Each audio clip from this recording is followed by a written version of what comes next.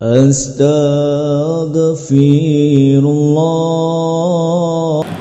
Bismillahirrahmanirrahim. Assalamualaikum warahmatullahi wabarakatuh.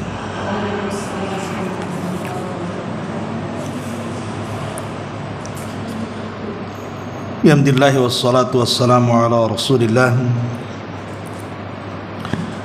wa ala alihi wa sahbihi wa mawalah wa la hawla wa la quwwata illa billahi wa ba'du.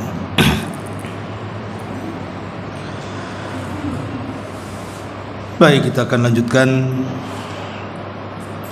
kajian kita, masih membahas Siratul Mustafa alaihi salatu wassalam, dan kita sudah masuki sejarah perang Badar dan kemenangan di Badar. Di sini ada bab tentang kota Madinah menerima berita kemenangan dari kaum muslimin. Ma'asyiral muslimat yang dimuliakan Allah Subhanahu wa taala, kemenangan perang Badar ini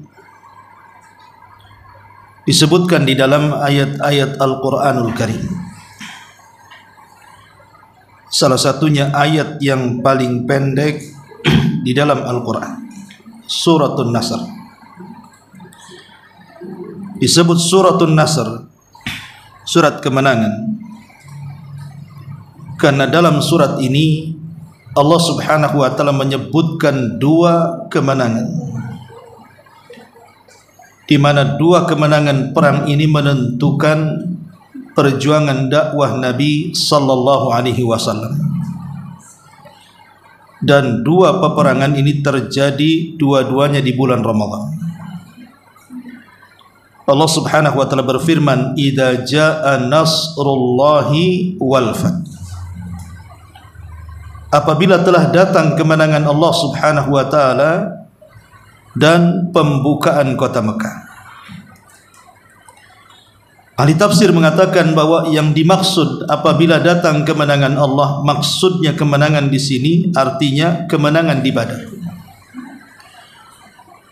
Dengan kemenangan di Badar inilah maka semakin semangat kaum muslimin untuk istiqamah di atas ajaran Islam dan semakin yakin bahwa Islam adalah satu-satunya agama yang benar, dan membuat terpuruk wajah musuh-musuh Islam, baik dari kalangan musyrikun ataupun orang-orang Yahudi yang ada di kota Madinah.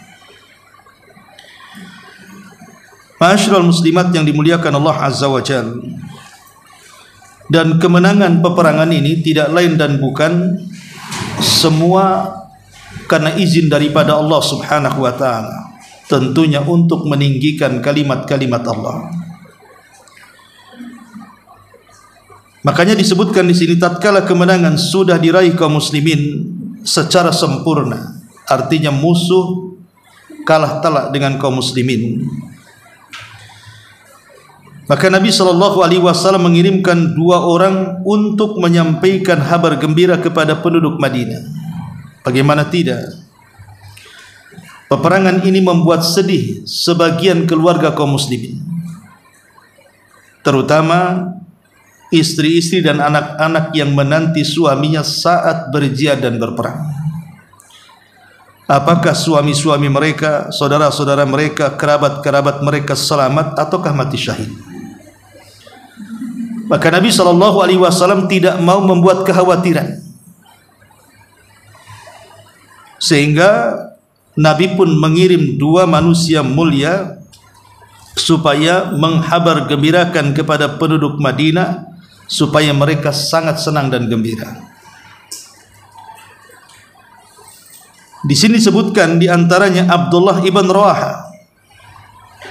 Abdullah ibn Rawaha ini seorang sahabat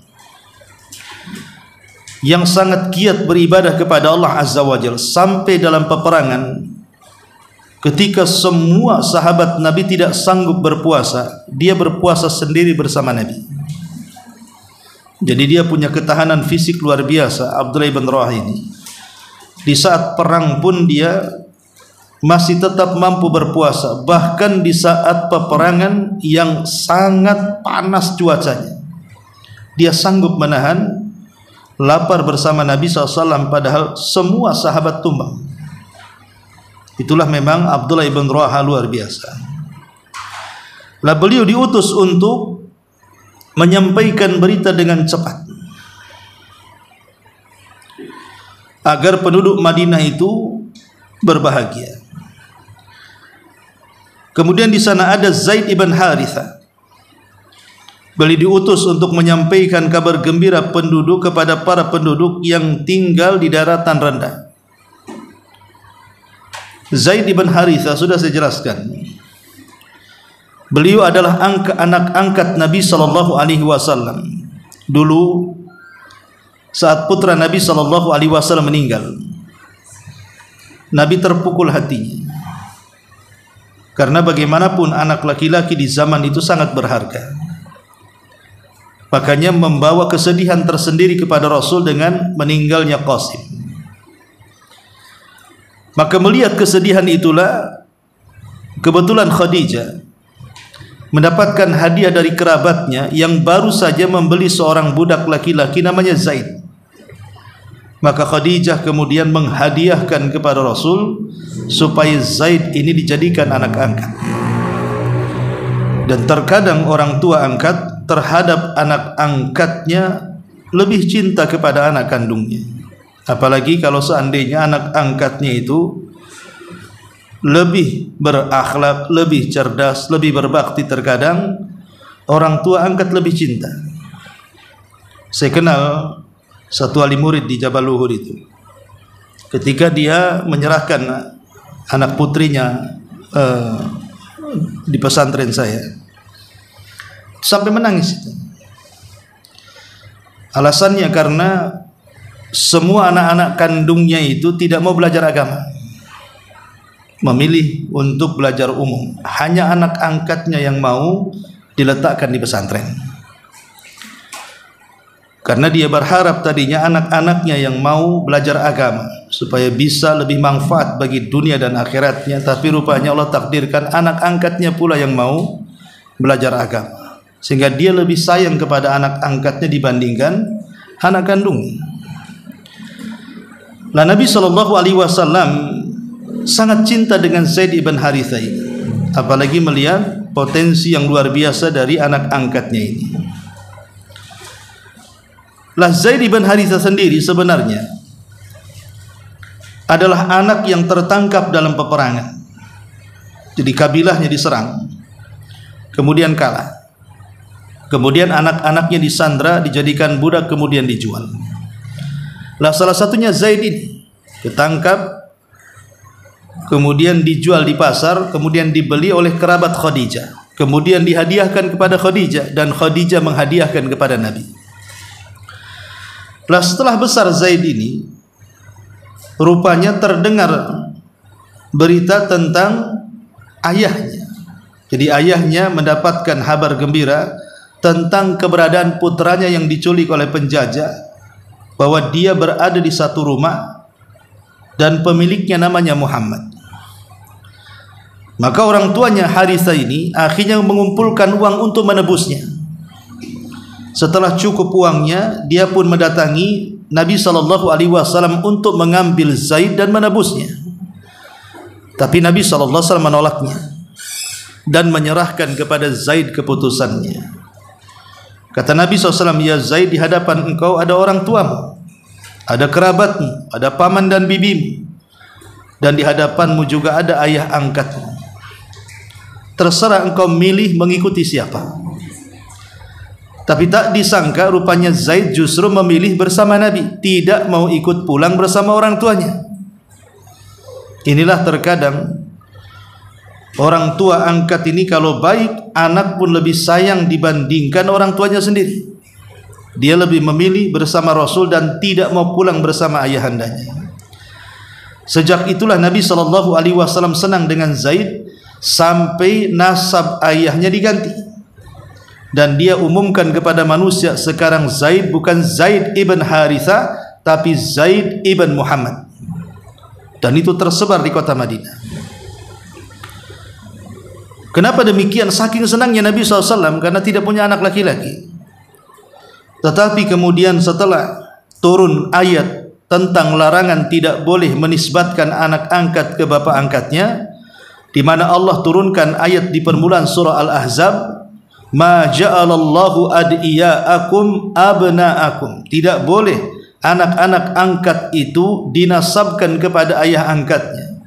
Ud'uhum li'abaihim huwa aqsatu indallah, kembalikan nasabnya kepada bapak-bapak mereka, maksudnya bapak-bapak kandungnya, itu lebih adil di sisi Allah Subhanahu wa ta'ala. Maka dengan turunnya ayat larangan menisbatkan anak angkat ke ayah angkat, maka Rasul mengembalikan dari Zaid ibnul Haritha, Zaid ibn Muhammad kepada Zaid ibnul Haritha, dikembalikan kepada ayahnya. Walaupun tetap anak itu bersama Nabi SAW dan melahirkan putra namanya Usama ibn Zaid dan sangat dicintai Nabi.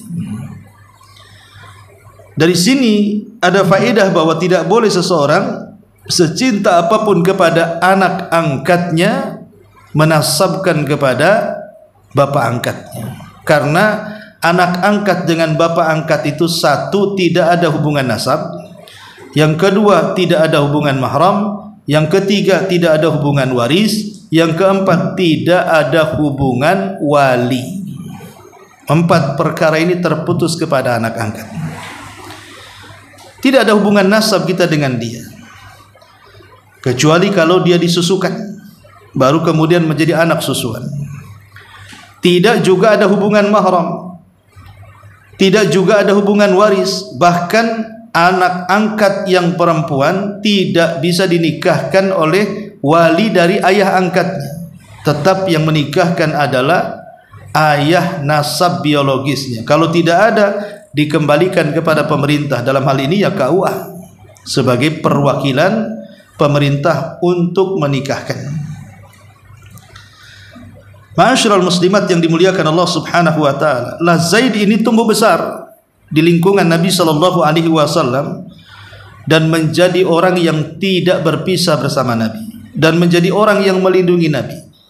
Bahkan saat Nabi SAW dilempari ketika berdakwah di Taif, maka punggung Zaid inilah yang menjadi sasaran lemparan batu penduduk Taif untuk melindungi jasad Nabi sallallahu alaihi wasallam. Wajar kalau seandainya Zaid ini menjadi anak kesayangan Nabi SAW dan manusia yang paling dicintai Nabi.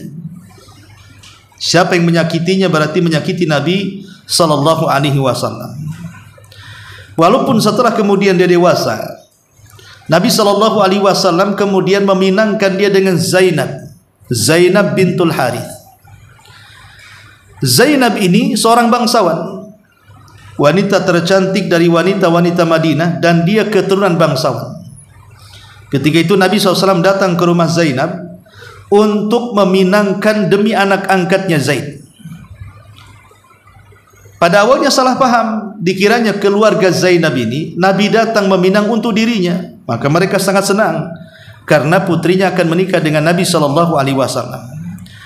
Tapi setelah Nabi kemudian mengemukakan maksudnya, tujuan datang meminang bukan untuk dirinya tetapi untuk Zaid, maka mulailah berubah raut muka keluarga Zainab ini. Bahkan Zainab sendiri mulai ragu-ragu.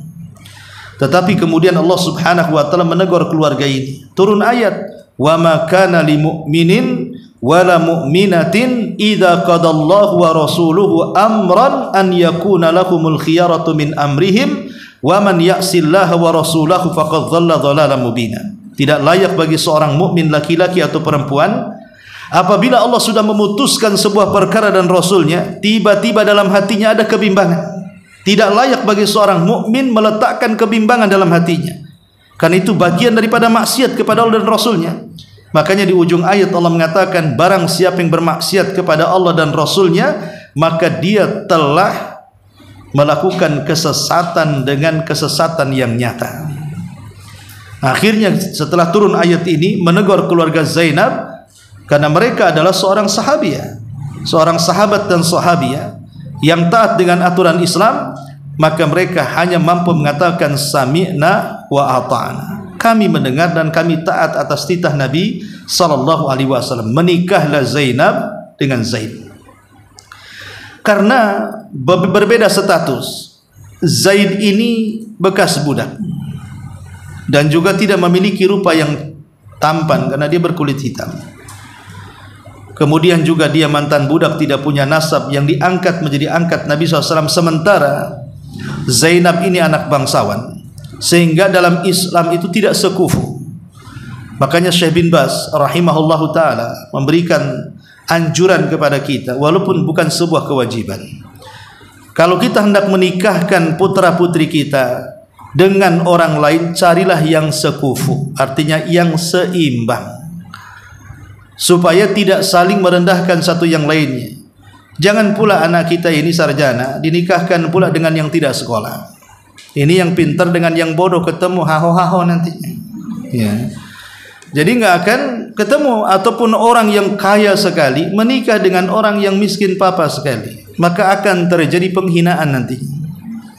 Merendahkan pasangan satu dengan yang lainnya, tidak menghargai pasangan satu dengan yang lain, dan kalau ada konflik pasti akan membawa keunggulan masing-masingnya. Itulah kata Syekh bin Baz, walaupun ini tidak wajib, tapi anjuran sebaiknya sekufu. Cari yang seimbang dari segi pendidikan, dari segi kekayaan, dari segi ketampanan, dan begitu seterusnya. Walaupun bukan sebuah kewajiban. Boleh orang miskin menikah dengan orang kaya, pejabat nikah dengan rakyat, tidak ada masalah. Cuman umumnya biasanya tidak akan bahagia, gitu maksudnya. Makanya terjadi kepada Zaid dengan Zainab, tidak bahagia hidupnya. Walaupun mereka adalah hidup di zaman keemasan, tapi yang namanya perasaan, mereka juga manusia. Tentu masing-masing merasa ada unggul, sehingga banyak bertengkar. Ya. Ketika itulah Allah Subhanahu wa taala akhirnya menurunkan ayat untuk Rasul memerintahkan Zaid menceraikan Zainab. Karena kalau hidup sudah tidak bahagia, untuk apa dipertahankan? Kalau keluarga itu sudah tidak bahagia, untuk apa? Tujuan kita ini berkeluarga supaya bahagia. Dengan kebahagiaan itu supaya lebih khusus lagi beribadah kepada Allah, saling menolong. Bukankah keluarga bukan tujuan, dia hanya sekedar wasilah saja? Jadi kita berkeluarga itu dijadikan wasilah supaya masuk surga, gitu maksudnya. Loh, kalau di dunia saja sudah jadi neraka jahanam, cemana pula masuk surga? Makin jadi neraka sakor nantinya. Artinya bahwa setelah kemudian Allah merintahkan Rasul agar Zaid menceraikan Zainab, selang selesai masa iddahnya, tiba-tiba ada perintah aneh, di mana Nabi SAW diperintahkan Allah untuk menikahi Zainab, bekas istri anak angkatnya. Kenapa Allah Subhanahu wa taala merintahkan Rasul untuk menikahi bekas istri anak angkat di sini? Alasannya untuk membatalkan tradisi jahiliyah yang kuno. Tradisi jahiliyah di mana mereka menyamakan antara anak kandung dengan anak angkat. Pada dalam Islam itu harus dibedakan. Anak kandung punya hukum sendiri, anak angkat punya hukum sendiri. Anak kandung ini, dia anak yang jelas nasabnya, jelas mahramnya, jelas walinya, jadi ada hubung kaitnya dengan warisnya. Tapi anak angkat kan tidak ada. Makanya kalau seandainya anak angkat menceraikan istrinya, berarti istri bekas ini anak angkat itu bukan mahram dan bukan siapa-siapa bagi ayah angkatnya. Karena dia sudah bukan siapa-siapa lagi, ibaratnya istri orang lain yang diceraikan kemudian menjadi janda, maka siapapun boleh menikahi dia. Maka Nabi SAW ingin membatalkan tradisi ini, karena orang-orang jahiliyah menganggap aib tidak boleh menikahi bekas istri anak angkat. Maka Rasul diperintahkan oleh nikahi Zainab untuk membatalkan tradisi jahiliyah. Akhirnya menikahlah Nabi dengan Zainab, dan Zainab menjadi bangga karena menikah dengan Rasul, dan mengatakan kepada madunya, kalian dinikahkan wali-wali kalian, sementara aku dinikahkan langsung dari 7 lapis langit sana, katanya. Saking senangnya Zainab menikah dengan Nabi sallallahu alaihi wasallam. Ya. Jadi kembali kepada kisah Zaid. Lah kisah Zaid ibn Haritha, anak angkat Nabi SAW, akhirnya menikah dengan seorang wanita. Saya lupa namanya. Wanita ini seorang janda. Kemudian setelah masa iddahnya selesai, datang kepada Rasul. Kemudian dia menyodorkan 2 nama di hadapan Nabi SAW. Pertama Muawiyah, yang kedua kalau tidak salah Abu Jaham. Kata Nabi SAW, jangan menikah Abu Jaham. Kenapa? Itu tidak pernah lepas cambuk di bahunya. Maknanya dia tukang pukul. Nanti kau tersiksa jadi istrinya. Adapun Muawiyah, jangan nikah dengan dia. Dia miskin kali, kau susah makan nanti katanya. Nikahlah dengan Zaid katanya. Jadi Nabi SAW jadi macomblang bahasa kitanya ya. Jangan nikah dengan orang ini, karakternya nggak bagus, kasar, kasihan kamu. Juga jangan nikah dengan dia, masalah nanti hidupmu. Miskin sekali dia, Muawiyah. Tetapi nikahlah dengan Zaid. Maka menikahlah janda ini dengan Zaid, dan akhirnya diberikan keturunan. Salah satunya adalah Usamah ibnu Zaid. Usamah ibn Zaid, cucu angkat Rasul yang sangat dicintai Nabi SAW karena keahlian dalam perang luar biasa. Walaupun dia pernah mengalami kesalahan dalam peperangan, di mana ketika dia berperang, Usamah ibn Zaid ini, ada musuh yang kabur, dikejar sama dia dengan orang Ansar. Pertama orang Ansar yang kemudian menghadangnya, kemudian menghunus pedangnya. Tiba-tiba ketika hendak menebas dengan pedangnya, ini orang musyrik ini tiba-tiba mengucapkan tauhid, la ilaha illallah katanya, Muhammad Rasulullah. Akhirnya disarungkan kembali pedangnya. Tapi Usamah tidak puas dengan perlakuan orang Ansar, malah kemudian dia maju, dihunuskan pedangnya. Sekali lagi orang musyrik ini mengucapkan 2 kalimat syahadat, tetap ditebas mati dia. Akhirnya peristiwa ini sampai kepada Rasul. Marah Rasul, kemudian memanggil Usamah dan mengatakan, ya Usamah, aqaltalta man qala la ilaha illallah? Kenapa kau bunuh orang yang sudah mengucapkan kalimat la ilaha illallah? Maka Usamah memberikan pembelaan di hadapan Rasul. Rasul, sebenarnya itu tipu-tipu saja, ini kan peperangan. Namanya peperangan itu bisa tipu-tipu. Makanya Rasul mengatakan, inna al-harba kaidun. Peperangan itu sebuah tipu daya. Jadi Usamah memahami ini tipu-tipu saja, karena dia takut pedang saya saja dia pura-pura syahadat katanya. Maka Rasul mengatakan, afala syaqaqta an qalbi. Sudah kau bongkar dadanya, sehingga engkau mengetahui isi hatinya, apakah dia berpura-pura atau sungguhan masuk Islam. Maka Usamah terdiam. Sampai Rasul mengatakan, ya Usamah, bagaimana pertanggungjawabanmu di hadapan Allah kalau kalimat la ilaha illallah datang kepada Allah dan mengatakan, ya Rabb, dia telah membunuh yang mengucapkanku.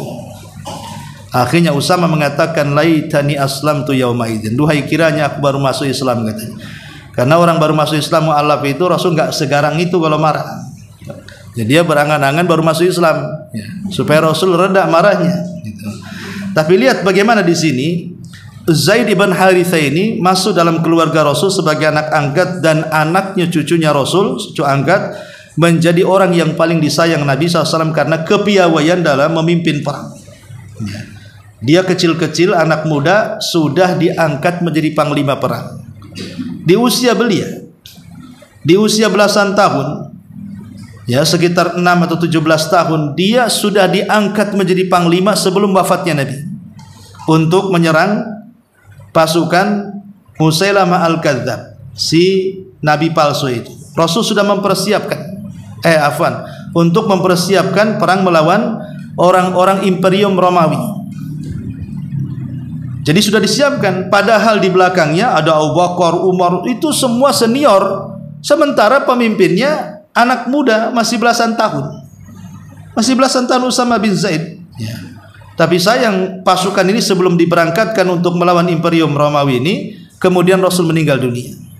Lah di masa Abu Bakar menjadi khalifah, terjadi pemurtatan di mana-mana. Salah satunya banyaknya si nabi palsu yang kemudian mulai memberontak. Sementara Abu Bakar Siddiq radhiyallahu tidak mau menggagalkan pasukan yang sudah disiapkan Nabi. Walaupun Umar menyarankan pakai dulu pasukan itu untuk memberantas nabi-nabi palsu, nanti kita kirim, tapi Abu Bakar mengatakan tidak. Pasukan yang sudah disiapkan Nabi saya tidak mau mengambilnya. Akhirnya kemudian setelah banyak pertimbangan, Abu Bakar hanya mengambil orang-orang tertentu saja. Sebagian besar mereka persis seperti yang dikehendaki Rasul, disuruh untuk menyerbu Imperium Romawi di zaman itu. Hanya beberapa orang yang dikecualikan seperti Umar dan beberapa tokoh. Abu Bakar meminta agar ikut memimpin pemberantasan para nabi-nabi palsu di zamannya, dan berhasil dua-duanya. Usamah datang dengan kegemilangan, Abu Bakar pun bisa menumpas para pemberontak dan membunuh nabi-nabi palsu di zaman itu, sehingga terkenal Islam ini ditolong oleh dua manusia. Pertama Abu Bakar di zaman banyaknya orang murtad, yang kedua oleh Imam Ahmad di saat negara terfitnah dengan Al-Quran dikatakan makhluk, yang merupakan akidah sesat Mu'tazilah. Ma'asyiral muslimat yang dimuliakan Allah Azza wa Jalla, kembali di sini. Jadi Nabi SAW mengutus dua manusia. Pertama Abdullah ibn Rawaha, yang kedua Zaid ibn Harithah, supaya menghabar gembirakan kepada penduduk Madinah, supaya mereka makin semangat untuk menyambut keluarga mereka. Mereka tidak sedih lagi, karena bagaimanapun perang ini membuat khawatir keluarga. Jangankan perang di zaman sekarang saja, ibu dipamiti suami kerja di luar negeri, tahu tidak ada kabarnya, ya kan? Apa enggak kembang kempis itu nyawa itu kan? Ini jangan-jangan suami saya kawan lagi. Oh, udah 6 bulan tidak balik-balik katanya kan? Jangan-jangan tenggelam pula. Ya. Apalagi ini jelas perang yang taruhannya jelas nyawa kan? Otomatis juga membuat khawatir. Maka Rasul tidak mau membuat khawatir umatnya. Makanya setelah terjadi kemenangan total, Rasul mengirim dua manusia mulia, Abdullah ibn Rawaha dan Zaid ibnul Harithah, untuk menghabar gembira kepada penduduk Madinah. Kemudian kata beliau di sini, sementara orang-orang Yahudi dan kaum munafikin telah menghembuskan propaganda bohong di Madinah. Bahkan mereka sampai menyebarkan berita bahwa Nabi SAW terbunuh. Naudzubillah. Menang dibilang kalah. Itulah terkadang berita hoax. Berita hoax ini bisa menjungkir balikan keadaan yang tadinya kuat menjadi lemah. Dan itu ciri khasnya orang-orang munafik menggembosi kaum muslimin yang bekerja sama dengan orang-orang Yahudi.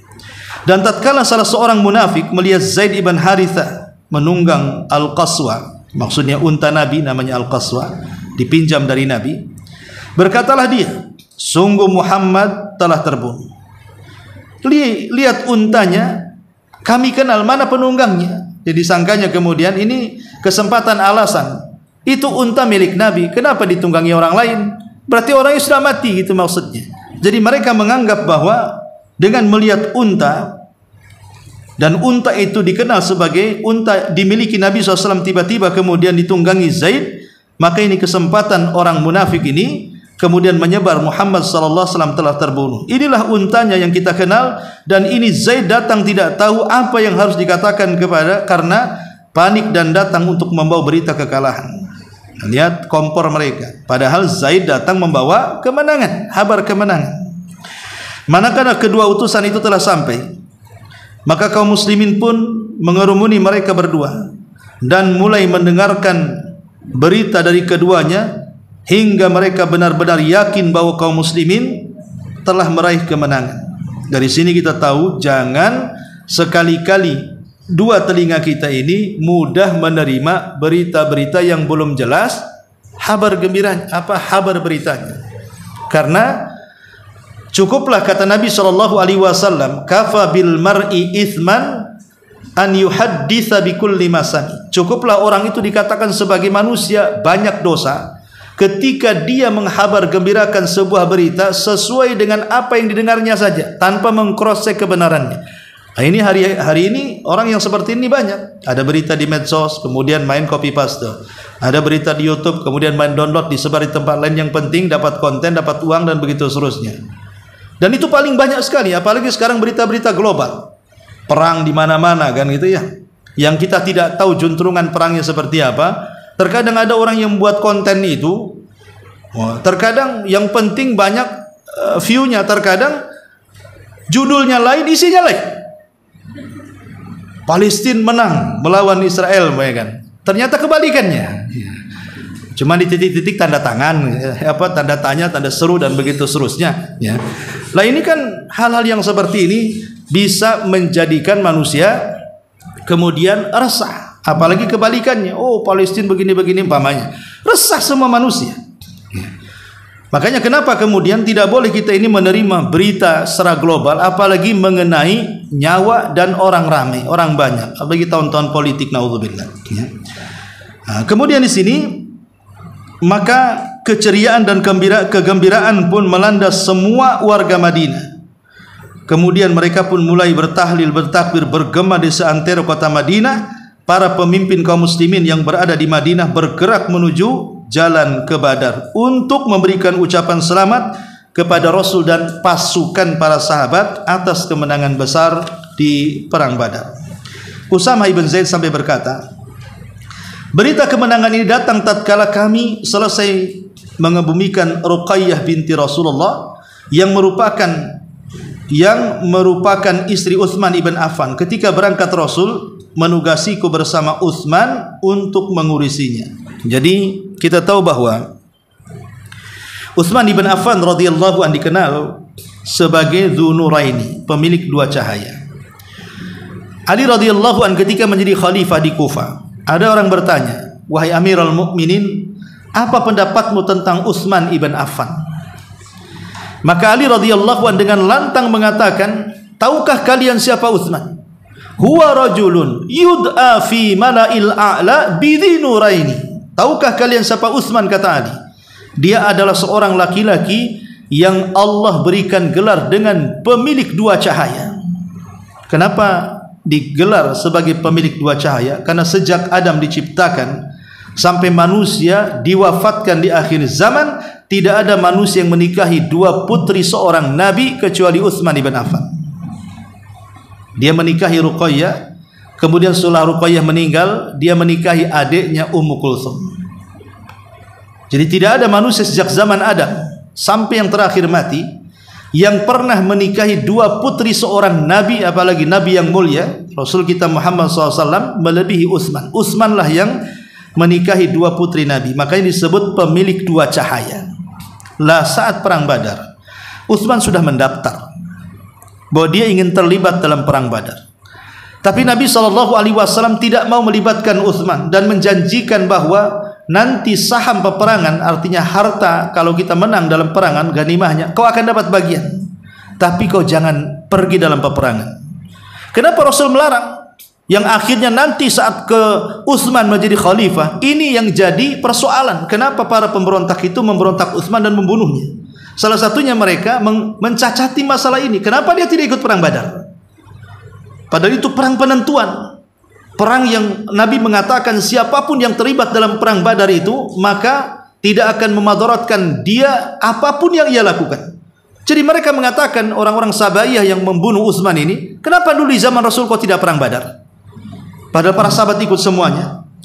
Padahal kita tahu bahwa alasan Utsman tidak ikut perang Badar bukan tidak mau ikut, dia sudah daftar, tapi Rasul mencegahnya. Kenapa mencegahnya? Karena anaknya sakit, Ruqayyah.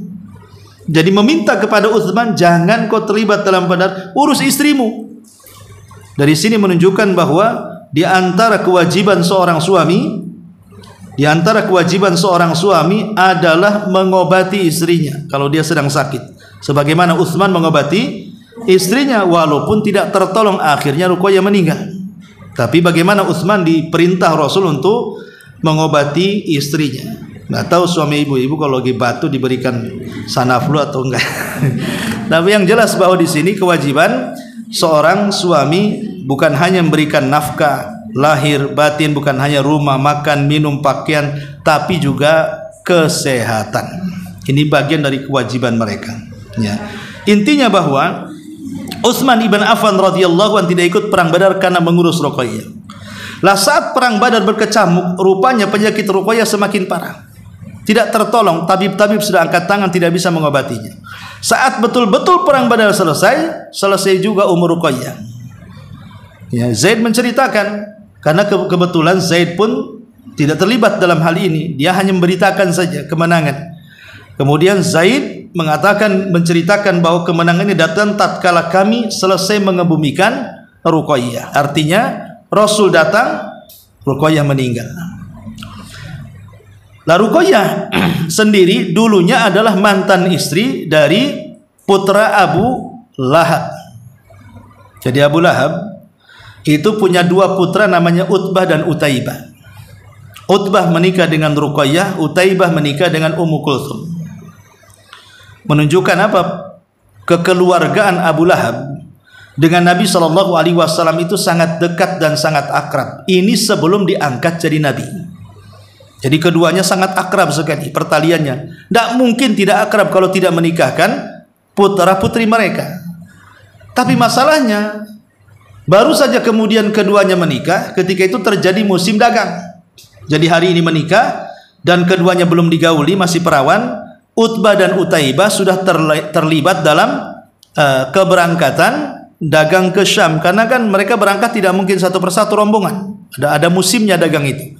Mereka harus berangkat. Hari ini menikah, besok berangkat, dan tidak sempat dicampuri. Lah ketika kemudian putra-putra Abu Lahab ini sudah sampai di Syam dan usia Nabi SAW sudah 40 tahun, kemudian diangkat menjadi Nabi dan Rasul, maka semua anak-anaknya masuk Islam, termasuk Ruqayyah dan Ummu Kulthum masuk ke agama Nabi SAW. Disinilah terjadi permusuhan Abu Lahab, sehingga ketika keduanya pulang, Utbah dan Utaibah, untuk menyakiti Rasul, maka Abu Lahab mengatakan kepada kedua putranya, ceraikan istri-istri kalian, hinakan keduanya, pulangkan kepada orang tuanya. Akhirnya kemudian Utaibah mengembalikan Ummu Kulthum kepada Rasul, tapi dengan cara yang baik. Utbah pula kasar dan mengatakan hampir meludahi muka Rasul, dan mengembalikan Ruqayyah sampai Rasul mendoakan buruk dan mengatakan, Allahumma sallit alaika kalbun min kilabik. Ya Allah, semoga orang ini kau kuasakan anjing dari anjing-anjingmu, katanya. Rupanya doa ini sampai kepada Abu Lahab. Ketakutan Abu Lahab ini, saat kemudian Utaibah hendak berangkat pergi dagang kembali, sampai dia menitipkan kawan-kawannya, aku terngiang dengan doa Muhammad itu, jangan-jangan akan menjadi kenyataan, tolong jaga anakku di perjalanan, gitu. Ketika sampai di perbatasan Sam, dia sedang tertidur, tiba-tiba dia bangun, rupanya singa sudah di depannya. Kawan-kawannya pergi semua ketakutan, akhirnya dimakan kepalanya, mati, ya. Ketika singa menerkam kepalanya, tiba-tiba dia mengatakan, qatalani Muhammad, qatalani Muhammad. Muhammad sedang membunuhku. Singa yang membunuh Muhammad pula jadi kambing hitamnya. Dasar si Utaibah ini, ya. Jadi dia mengatakan seperti itu sampai mati Utaibah. Intinya bahwa Ruqayyah ini kemudian setelah menikah dengan diceraikan oleh suaminya, dan ingat bahwa Utsman ini sebenarnya dari dulu sudah naksir si Ruqayyah ini. Cuman sayang kalah cepat, ya. Dia sudah hendak meminang sebelum dia menikah dengan putra Abu Lahab itu.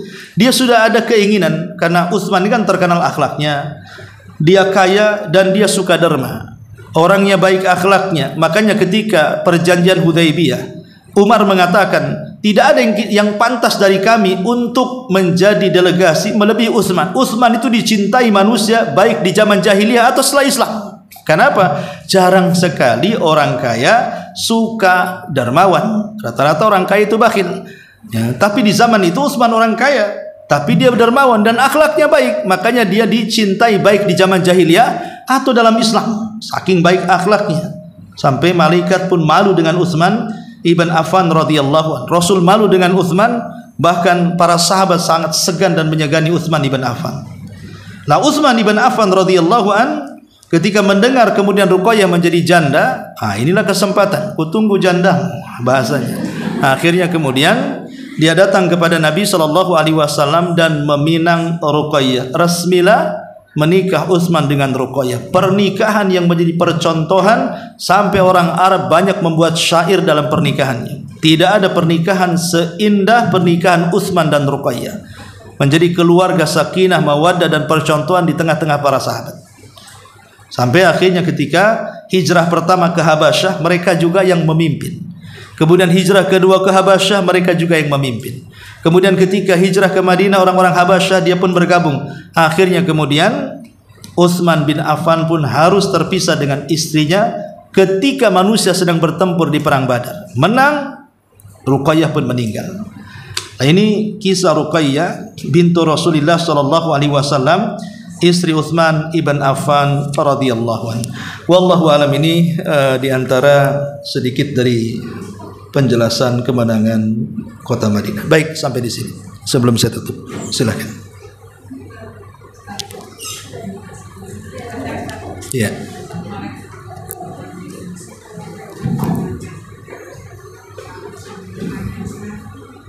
Ini mengenai tadi disampaikan perkawinan yang sekufu ya Ustaz. Iya. Dari kisah tadi ada Zaid itu berarti berilmu juga ya Ustaz. Zaid bin Harithah dengan Zainab. Dan ternyata sama-sama berilmu berarti ya Ustaz.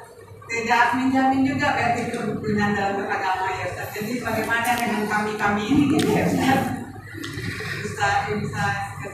Iya, alhamdulillah. Itu kan ya kita tahu bahwa di zaman dulu memang kan pernikahan itu kan lewat perjodohan.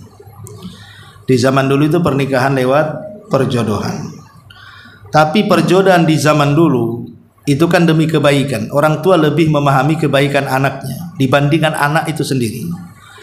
Lain di zaman sekarang.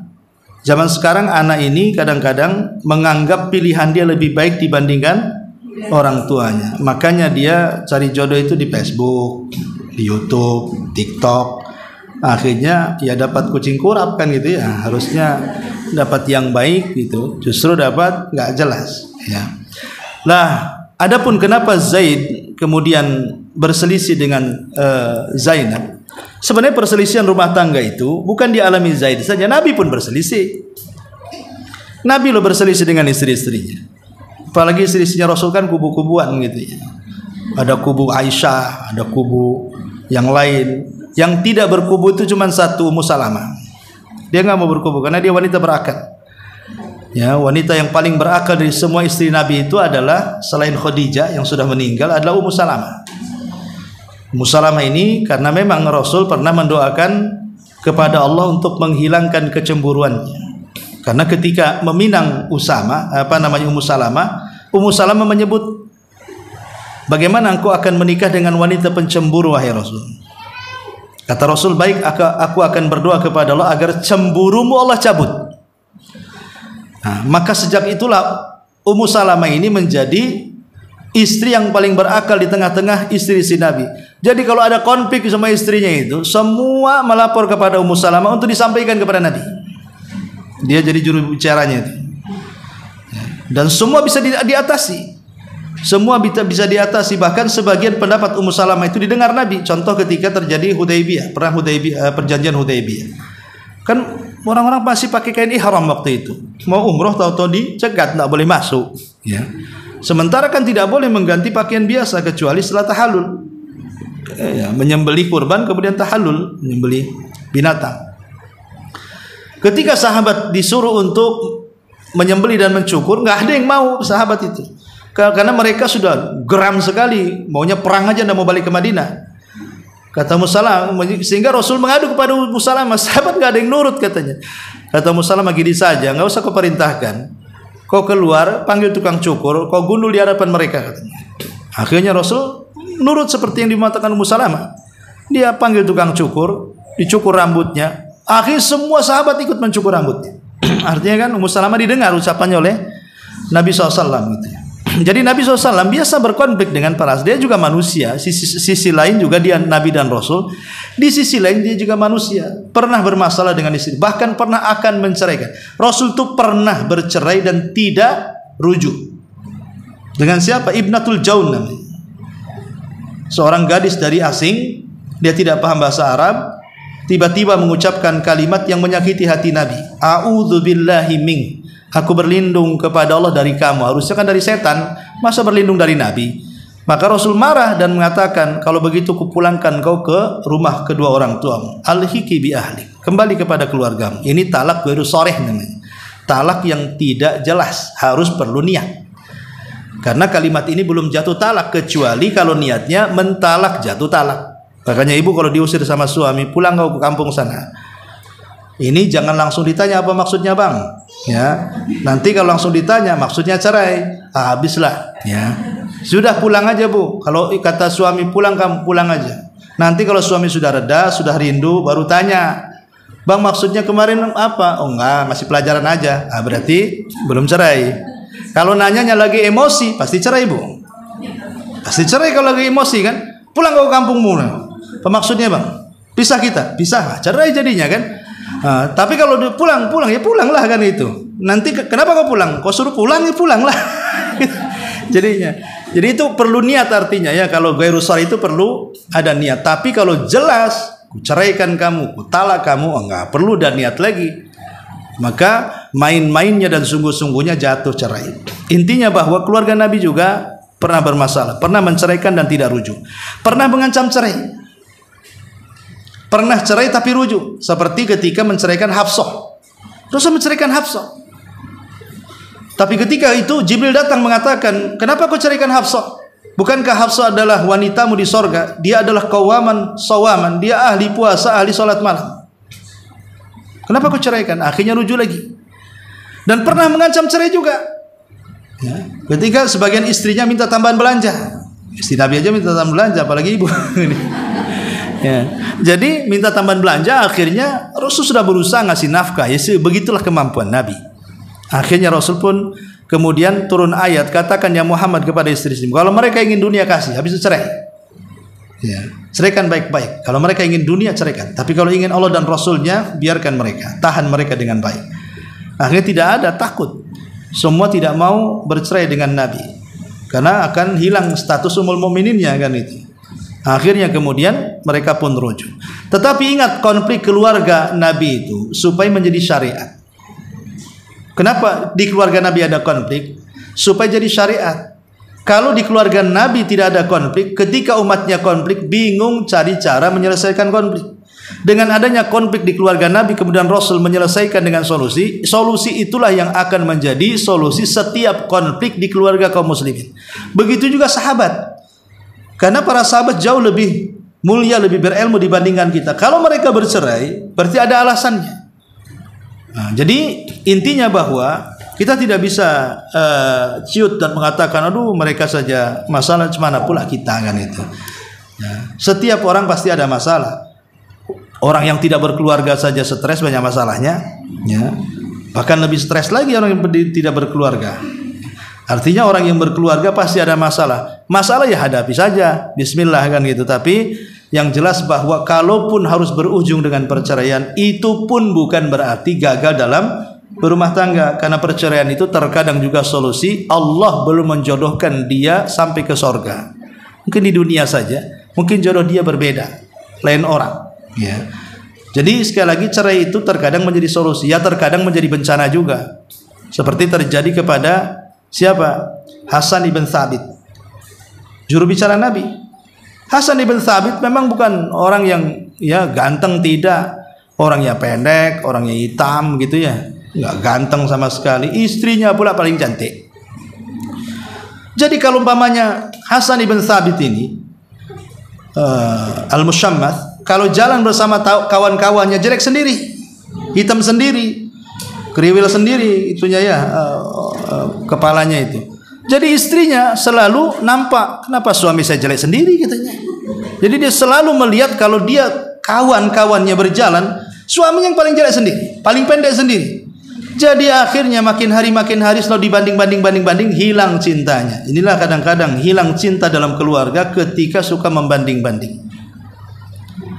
Ya, membanding-banding. Makanya kenapa ada sisi utama orang itu menikah dengan janda, tapi ada sisi utama juga menikah dengan gadis. Terkadang orang kalau menikah dengan janda atau duda, jeleknya suka membanding-bandingkan. Umpamanya dengan duda, kau itu tidak seperti istriku dulu. Nah gitu. Si duda, si janda juga gitu. Kok tak seperti suami aku dulu? Kan gitu ya. Itulah, tapi ya mungkin keutamaannya juga lebih pengalaman dan begitu seterusnya. Apalagi punya anak-anak, dia lebih bisa jadi ibu. Tapi kalau dengan gadis kan mau dibandingkan dengan siapa kan? Dia belum pernah punya pengalaman. Intinya bahwa namanya konflik keluarga itu pasti terjadi. Dan itu sudah sunnatullah bahasanya. Terkadang itu juga jadi bumbu-bumbu keluarga. Setelah bertengkar akhirnya tumbuh cinta yang lama hilang setelah bertengkar, rupanya ketika rujuk, rupanya pula tumbuh di situ. Kita tidak tahu. Namanya keluarga itu adalah mukjizat. Makanya bahasa Quran itu mawaddatan warahmah. Dengan pernikahan itu muncul cinta dan muncul sayang. Padahal sebenarnya belum nggak kenal. Kalau dijodohkan kan nggak kenal itu.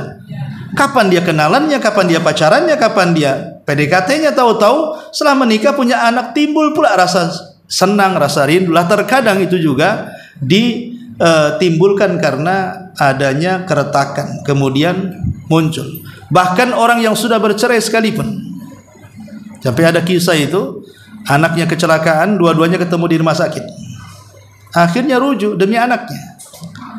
Setelah rujuk makin rukun daripada sebelum dia bercerai. Nah ini Siapa yang berkuasa kalau bukan Allah menanamkan kecintaan itu? Ya, wallahu alam. Ya, sampai di sini sudah jam 11. Subhanakallahumma bihamdika, asyhadu an la ilaha illa anta, astaghfiruka wa atubu ilaik. Allahu